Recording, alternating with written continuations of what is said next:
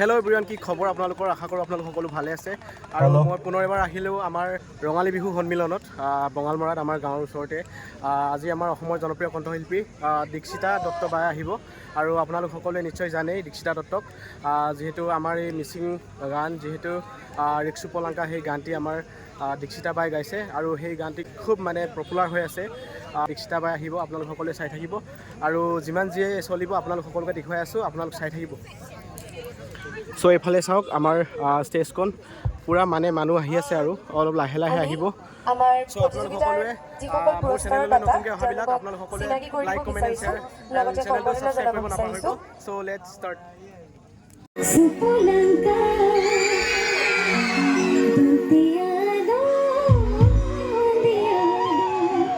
মিচিং ৰাইজ কিমান আছে বাৰু ইয়াত?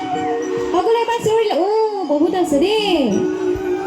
গতিকে এবাৰ এই গীতটি গাইছো, সকলোৱে নাচিবনে?